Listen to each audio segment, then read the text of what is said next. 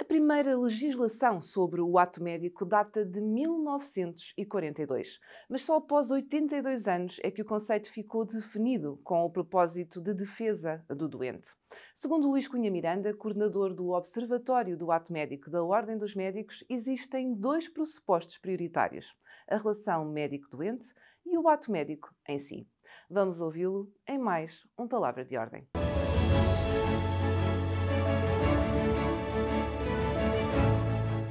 O Observatório do Ato Médico é uma estrutura que a Ordem criou para a defesa do ato médico. Como sabem, o ato médico é algo que tem vindo a ser discutido.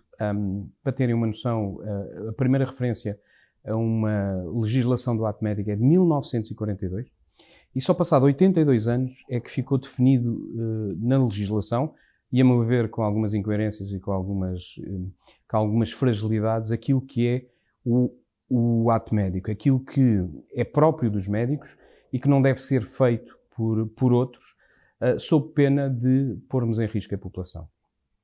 E é claramente isso que o ato médico se vai dedicar.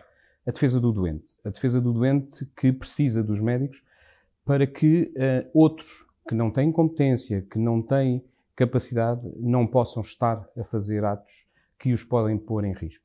No que toca à difusão de informação falsa, o Observatório procura colaborar com várias entidades reguladoras. A lógica aqui é nós entendermos que existem já um conjunto de entidades do Estado e fora do Estado, que são reguladoras de atividades, nomeadamente essas dos mídia, das redes sociais e de outras entidades que estão mais focadas em atividades inspectivas, como o IGAS, ou como a Entidade Reguladora da Saúde, ou mesmo a própria ASEI. E o nosso papel aqui vai ser duplo. Em primeiro lugar, colaborar com essas entidades, sermos os parceiros científicos dessas entidades na defesa do doente, na defesa do ato médico, isso por um lado. E por outro lado, tentarmos, dentro da Ordem dos Médicos, capacitarmos os nossos colegas para que tenham uma boa etiqueta em termos da sua presença nas redes sociais, por um lado, mas por outro lado também para que eles próprios todos possam defender o ato médico. Porque não é um observatório que vai fazer isso, terá que ser todos os médicos, porque isso faz parte da gênese da nossa profissão. A nossa profissão assenta em dois pressupostos muito importantes, que é o ato médico e a relação médico-doente.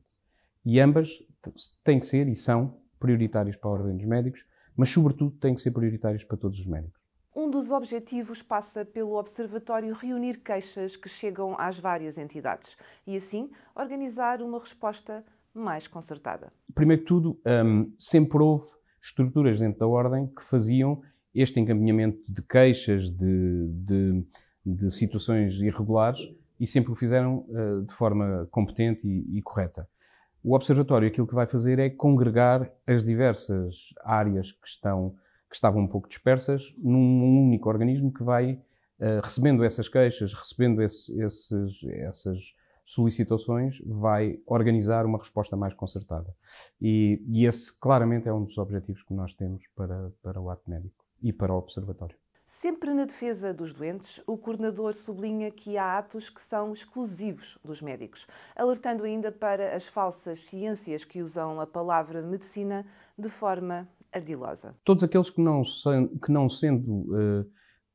sendo feito por médicos, o ato em si deveria ser. O que é que isto quer dizer? Estamos a falar de situações como cirurgias, estamos a falar em situações como, e muitas delas vão na área da dermoestética e da medicina estética, procedimentos em termos de prescrição de medicamentos ou de diagnósticos que não fazem parte das tarefas de outras profissões ou de pessoas que não são profissões.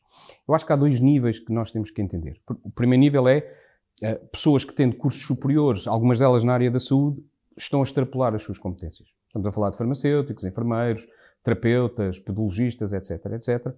E esses têm que ter a noção que existem atos próprios dos farmacêuticos que outros não fazem, que existem atos partilhados, como por exemplo uma simples injeção pode ser feita por um farmacêutico na farmácia, a dar uma vacina, ou um enfermeiro ou um próprio médico. E depois há atos que são exclusivos dos médicos. E esses atos não são exclusivos dos médicos por corporativismo, são exclusivos dos médicos na defesa daquilo que é a saúde da população.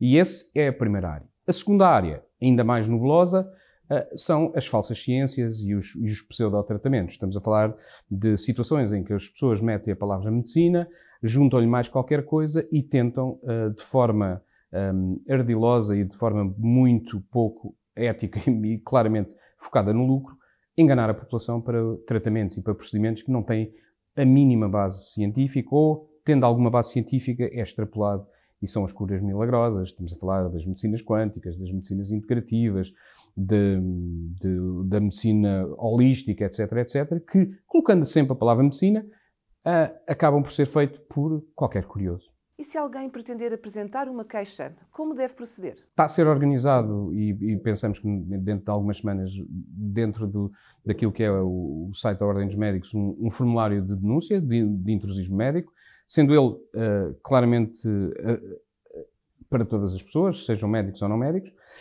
Em termos médicos, os nossos colegas podem fazê-lo diretamente. Há um e-mail do Observatório do Ato Médico, que é observatoriodoatomédico@ordemdosmedicos.pt, e esse é um mail direto, mas também acontece muitas das vezes que são através dos próprios colégios. Os colégios solicitam, e já têm solicitado, o Observatório tem pouco tempo, e posso-lhe dizer que nós, em cerca de um mês e tal de atividade, já temos um número significativo de queixas, que correspondeu, por exemplo, a todo o ano passado, em termos de queixas efetuadas para a Ordem dos Médicos. E é isso que nós pretendemos. Nós pretendemos ter muito trabalho, porque só assim é que realmente estamos a defender os doentes.